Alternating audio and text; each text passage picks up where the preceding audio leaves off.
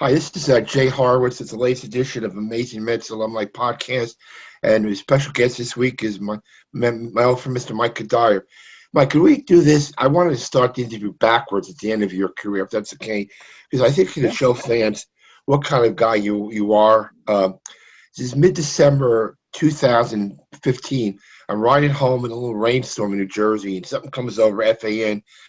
Mike Cuddyer has retired from the Mets. I literally drove off the road. I knew. I called my boss. I said, "What's up?" And I guess what happened, Mike, is that you had to register with MLB the night before, and somehow it got out, and you were supposed to write something for the Players Tribune, which you did, but it got out the night before. Mike, I've been in this game a long time, 40-plus years, and I can never, ever remember a player giving back money like you did on the second year of your contract. What went into that, Mike, and how did that come about? Well, I think, first of all, to talk about how it kind of transpired, I wanted to talk to everybody first. I wanted to talk to you to give you a heads up. I wanted to talk to Terry and tell him, and I did not expect everybody to find out through the AP wire. So that's kind of how that happened. I don't know how. I still don't know how it leaked, but that was a Friday.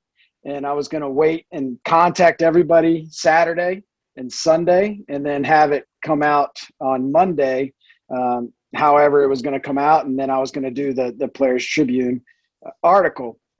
Unfortunately, it's not how it unfolded. And then I had to do a lot of calling and a lot of answering phone messages after that, obviously, for obvious reasons. But to answer the second part of your question, Jay, I wanted to play baseball as a kid because I loved the game. I loved playing the game. I loved practicing the game. I loved the bat in my hand. I loved what it felt like to throw a baseball. I loved putting my spikes on. I loved looking in the mirror and seeing myself in a uniform. And then when I got into the major leagues, that all just amplified, right? I never took a day for granted of being in the major leagues, and I never took the opportunity to put on a major league uniform for granted. And I would say at the end of that season, as great as that season was, 2015, my first and only time ever playing in the World Series, the magic that we had that season, the camaraderie, the chemistry, everything that we had in that season. When I got home in that off season and I had to stare another surgery, I had double core surgery in that off season, and I had to stare not only that rehab in the face, but also then preparing my body to get ready for the next 162 game season, but also dealing with the emotional emptiness with my family at home. I've got 3 young kids. I had 3 really young kids at that time. My wife was at home, and I wasn't going to see them for another 3 to 4 months through spring training in the first couple months of the season while they were here in Virginia at school. So knowing all of that and putting all that collectively together, I just knew I wasn't going to be able to give everything that I was used to giving, not only to the New York Mets, but also to baseball, this sport that gave me so much. And not only that, but the people that allowed me to experience the things that I experienced, they deserved my best as well. And I just realized I wasn't able to give that best, and which ultimately led to that decision. And, I never played the game for money. That was obviously a great byproduct of being a professional athlete and being a Major League Baseball player, but it was never my motivating factor. My motivating factor was always the love for the sport and the love for the game. And at that time, I felt that love kind of drifting away and moving into other aspects of my life. And I needed to give those aspects the same attention that I gave baseball all of those years. You remember what Sandy or Jeff Wilpon said to you when you told them that you wanted to not, do the second part of your contract? Right. Well, they weren't happy. I can tell you that they weren't happy just because they felt that obviously, and I felt too, that I still brought value to the team and could contribute in multiple ways, in multiple facets. But they also knew where my heart was, and they knew where, they were more concerned with me than they were concerned with obviously the payroll, but giving that money back, however it was allocated, if it was able to help, that was great. But I think what their first and foremost concern was me and my well-being.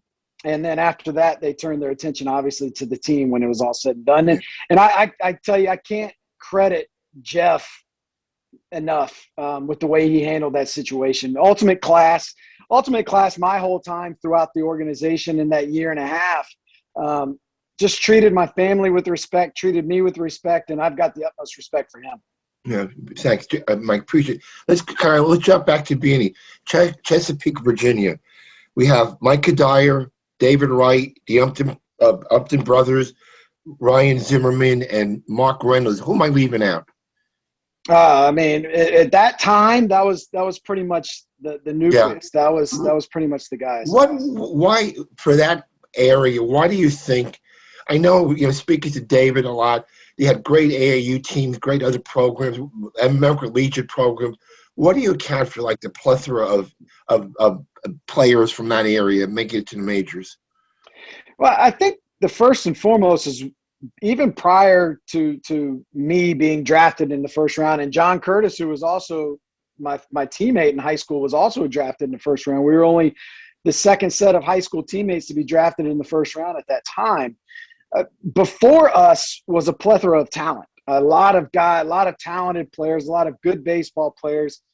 They just never got noticed. And it was prior to this era right now that we're in, with all the showcases and what you have it, where guys can travel the country as amateurs to be seen and be noticed. I think I was the first one to kind of explore that route in the sense that I would go to college camps and in the summer.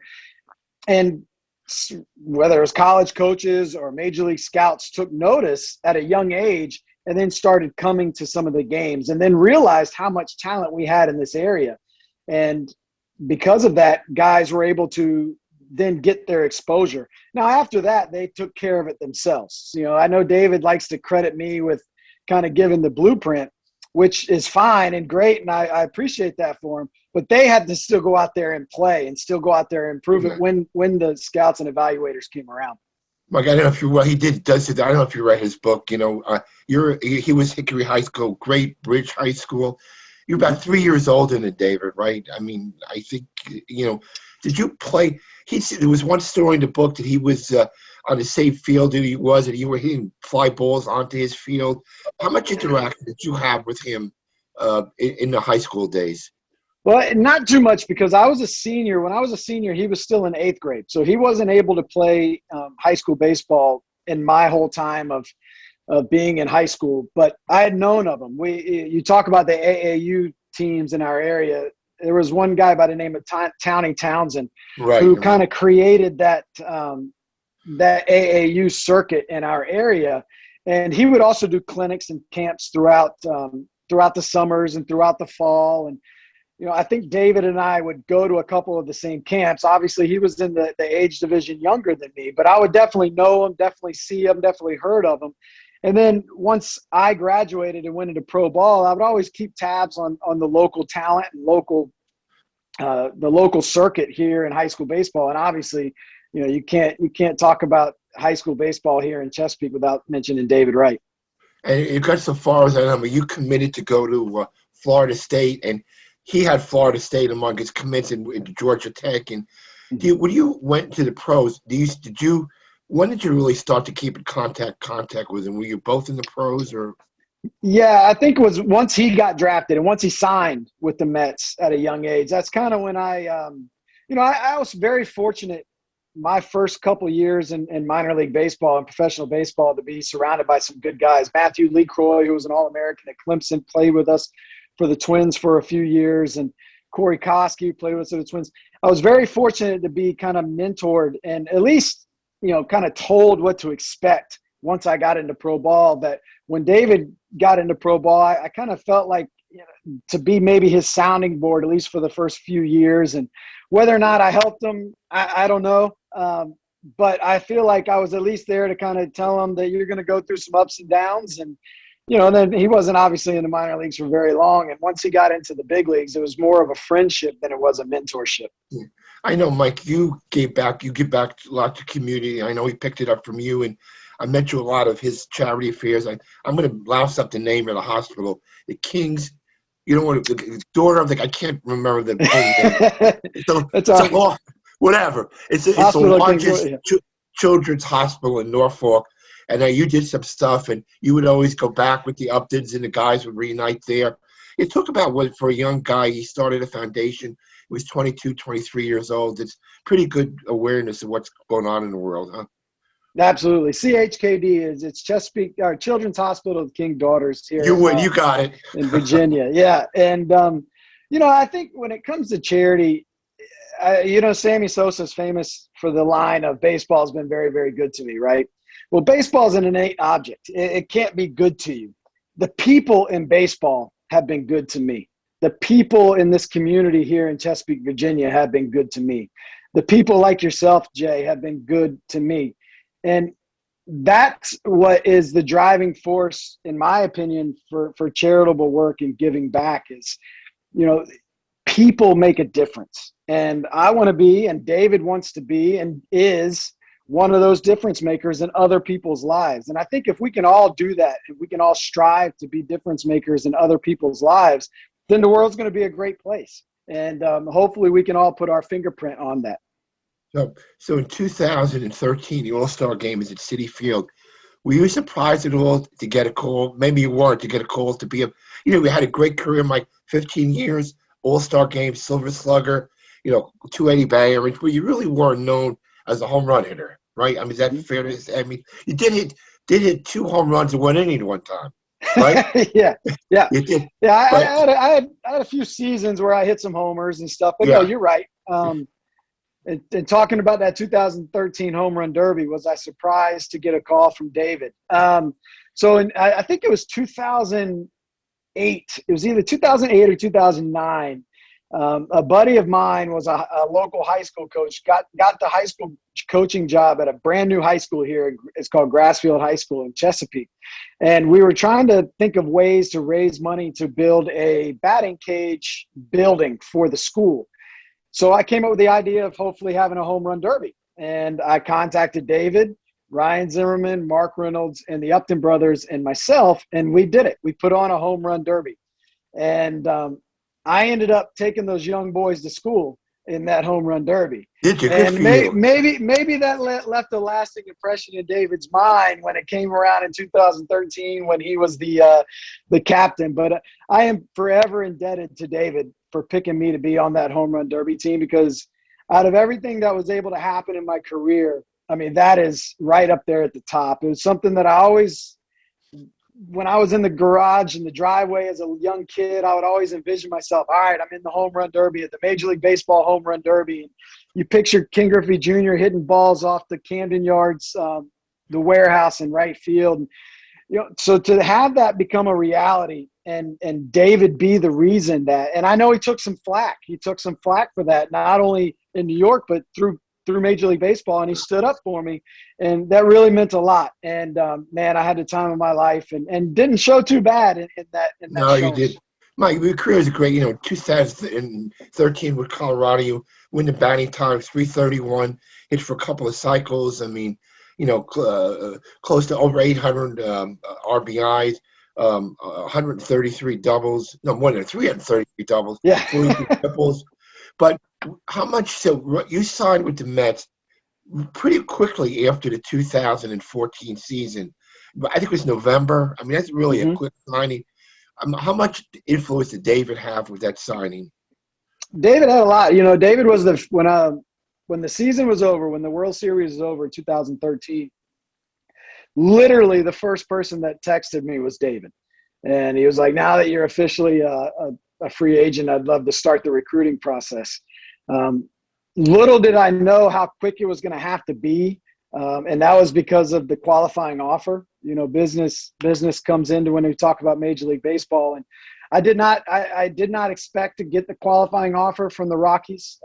Really, nobody expected that to happen, but it did happen, which meant that I had a short amount of time, a very small window to be able to make it work out where I was going to sign with the team and make sure I knew I had a team lined up, because they had to give up a compensation pick to be able to sign me. So I had that small window, or I was going to accept the qualifying offer from the Rockies. And once that qualifying offer happened, it kind of went quiet for a couple of days. And then Sandy and contacted me, and we were able to make it work out. And, you know, it was definitely, obviously, one of the best decisions I ever made, getting play closer to home, getting to play in New York City, and obviously getting to play for a very, very special team that 2015 season. Mike, you know, really nothing. You're kind of a victim of happenstance that year. Your roles really changed during the year. I mean, you got hurt in July. We bring Conforto up in July, make the trade for Cespedes. You know, one thing I always admire about you, Mike, you know, a veteran guy, all the accolades. You never once bitched about your kind of diminished role. Maybe that's not the right word, but you didn't play that great. You didn't play that much in the end. Again, maybe another guy would have gone to a paper. One Met said, you know, what happened. But how did you manage to keep everything in perspective that whole year? Well, I think the first and foremost is when I was 18 years old and I got drafted to play for the Twins. The one thing I really wanted to make sure was that I was going to be a good self-evaluator. I was going to look at myself in the mirror at each stage of my career, and I was going to be able to come up with hard truths.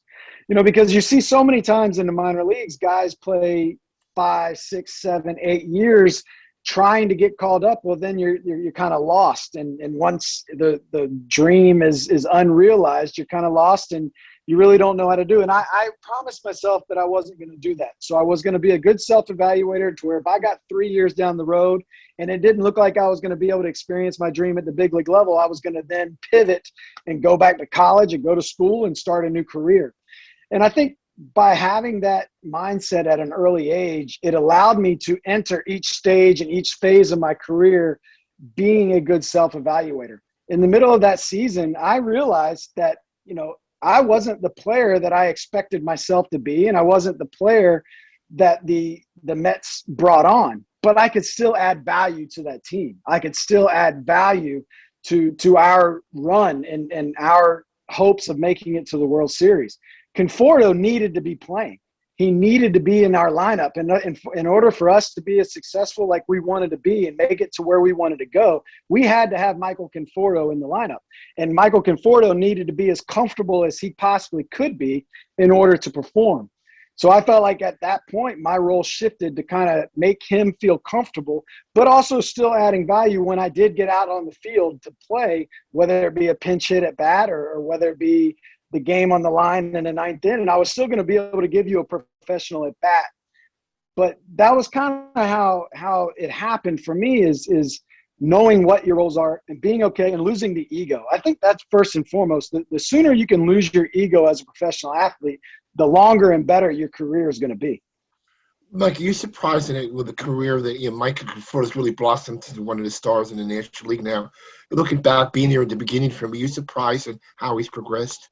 No, not at all. I mean, I don't know if I told K Long or somebody that year, 2015, that at some point Michael Conforto is going to be MVP, and I don't know when that's going to be or how it's going to be. I still firmly believe that at some point he's got all the makings, not just the talent, but the wherewithal, the eagerness to learn and continue to improve. He's got that whole package to be the MVP of the National League. And hopefully this is the year.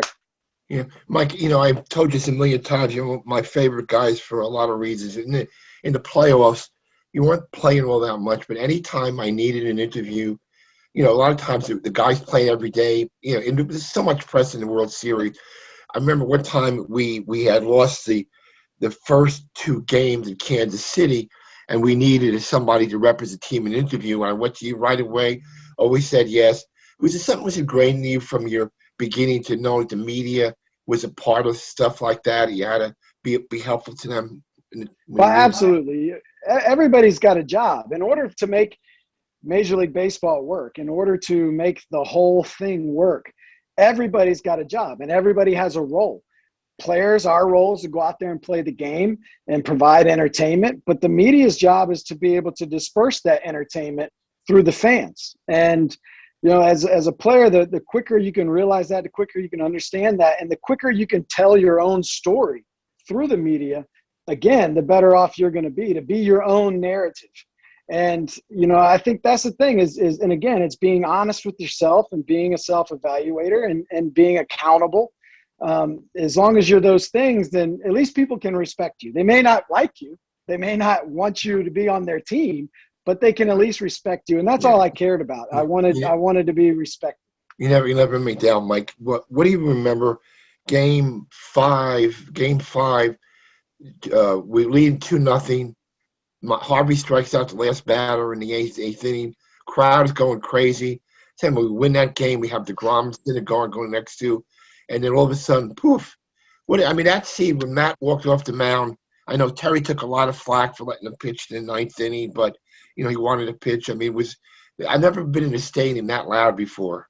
That was awesome. That was one of the, even though obviously the result didn't end up the way we wanted it to, that was one of the cooler moments that I've been able to witness and experience in my career. Being in the dugout next to Harv when TC had the conversation with him and seeing the manager stand behind his player was awesome to see. And I'll say it till the day I die, and I would have done the exact same thing. I would have had Harvey go out there and knowing what the look in Harv's eyes were when he was going out there, knowing that everything that had transpired throughout the course of the season, knowing that he wanted that ball in that moment. I would have done the exact same thing 1,000 times out of 1,000. And Terry never backed off at all through the years. Got a lot of heat. One crazy question. You don't have a deck of cards by you, do you? I unfortunately don't. I've tried to do some magic tricks. This time that we're in, we've obviously had to do a lot of Zoom meetings, a lot of Zoom calls, and I've tried to do some of my card tricks over the internet or over the Zoom, but it just doesn't work out that well. And I don't unfortunately have any. Well, how did you first get into magic, Mike? I know we used to entertain us in the locker room. How did you first get into that? I was always enthralled, like at a young age, 9, 10 years old. I think all little kids are kind of enthralled with the illusions and magic, whether it's taking a coin out of your ear when you're 3 or 4 years old or the basic simple card tricks. And I was no different. And I don't remember who it was, taught me a mathematical card trick at like 10 or 11 years old. And I used to take that trick to different summer camps. And somewhere along the line, somebody showed me a new technique, and I was able to build off that technique and started making up tricks on my own.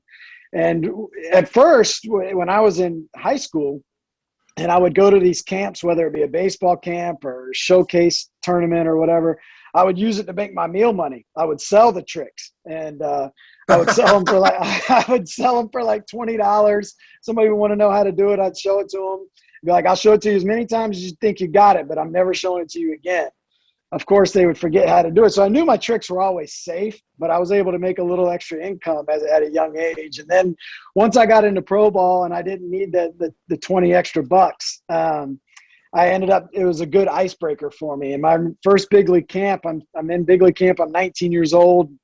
There's Terry Steinbach and Ron Coomer and LaTroy Hawkins and Kirby Puckett. They're playing card games, and they're in the middle of shuffling or something. I asked them to if I could use their deck, and they kind of looked at me like I was the bat boy or something. They didn't even know who I was. And I ended up showing them a couple tricks, and from that moment on, it made me a lot more comfortable in the clubhouse, but it also made them recognize who I was and not be afraid to kind of step out of my comfort zone and show who I am. So it's really served me. They've really served me well over the years. Mike, too, I understand you were an amateur photographer during your playing days. How did you still do that at all, or were you? I do when I get a chance. Now it's more of taking pictures of my kids because there's only so many landmarks here in Chesapeake, Virginia that I can take photos of. But I started in 2011, and what inspired me was my brother-in-law. We have a beach house in the Outer Banks of North Carolina. My brother-in-law, she always used to take really cool looking pictures. And so I started learning. As you can see, I like to read, and I started reading everything I could on photography and how to take photos and how to compose a photo. And once I got about 4 to 5 months into learning, I ended up buying a nice camera. And it was 2011. And one of my things was that was my first time through free agency. I was with the Twins, and I didn't know if I was going to be in the American League the next year. And so I ended up photographing all of the American League stadiums, and, really learning how to do it, not just taking little pictures of it, but really learning how to compose those stadiums. And, it's a good thing that I did, because I never played in the American League again. So did you ever put them into a book, Mike, or anything like that? I've got, if you can see this book right here with some baseballs up there, I did it for myself. I never published one. I thought about it. I'd love to publish it. And my thought was to give the proceeds to charity and do signings in every clubhouse store of every stadium that we went and played at. But it never transpired. Mike, could you bring it down? Is there any way to bring it down in front of you? Sure. Yeah. So I entitled it Through the Batter's Eye. And it's a nice cover. Yeah. And, these are photos that I took. That's a very professional book. Yeah. Very, very professional. In the city, so. I'll tell Mark Levy, if you want to come back to New York, you can help Mark out there in a camera or something. There we go. Last couple, you've been with Minnesota as an assistant at GM. How do you like that part of the game? Now, I know you didn't do it with the pandemic kind of hurt you like everybody. So, how do you like that part of it? I enjoy it. I enjoy seeing the other side of the game. And even in that role, my job, my role has kind of evolved. It started out the first couple of years was, more so talking about acquisitions, whether it be trades or free agency, and dynamics of the clubhouse of bringing in certain players and whatnot. And I still do, and we still talk about those things, but I've kind of shifted a little bit more into the minor leagues now, not necessarily coaching, but trying to talk with our coaches and our player development people and just figure out their methods of developing players and kind of collaborating on certain things, collaborating on our mental performance side of the game, sports psychology side. So I enjoy kind of sticking my toes in the waters of a bunch of different aspects of Major League Baseball. And you work with one of my old buddies, Troy Hawkins, is with you. I thought Troy would still be pitching. He's still he's something else. He looks like he can. Yeah, and you do. I spoke to Johan Santana the other day. He said you see him occasionally. Not this year, but Johan lives in Fort Myers, and he's gonna. Yeah, we would see Johan. We would see Johan when I would go to spring training, and he would come. And I think he's going to take his hand at broadcasting a little bit. That's what he told me. He's going to do some games. Yeah, he's going to do some games. Hey, one last story. I got to one of my favorite Mike Cuddyer stories is Harman Killebrew. Well, I know you took number 3 in Colorado from him. And you told me you were signing balls once, and I think you said something to one of our players, take your time writing your name, and didn't Killer chastise you at one point? Yeah. I think if you ever played for the Minnesota Twins in the time that Harman was around us, you got chastised from him about your autograph. And we were in Mankato, Minnesota for the Twins caravan that they always do. And it was just Harman and myself. We were the only 2 people at the night program. Mankato's a big program. We had about 900 to 1,100 people in the audience. And after every evening program, you would sign autographs. And Harman and I are signing autographs. We get through about 20, 30 minutes of it. And some kid gives him a ball. And he looks at it and he goes, "Who signed this?" And the kid kind of looks at Harman like, "What are you talking about? There's only one other person here." So obviously it was a rhetorical question. And Harman looks at me and he looks at the ball and he points to it and he says, "Michael," he says, "if this signature comes through this line one more time, I'm getting up and I'm walking out of here." And that's obviously funny. The only person that they're going to be mad at is you, because I'm letting it be known. And we still had probably another hour and 15 minutes of signing that we had to do. So from that moment forward, I believe that was like 2004, 2003, 2004 area.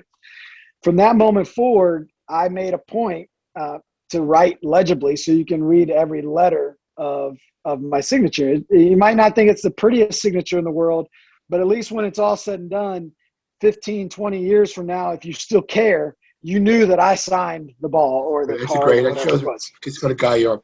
Hey, Mike, I appreciate your time. And listen, even though you were for a year, you're a good friend, a great impact on the Mets season, and never be forgotten. Again, I appreciate your time and stay healthy. And hopefully, I'm gonna get to see you sometime soon in the near future. Absolutely, Jay. My pleasure, man. I appreciate it.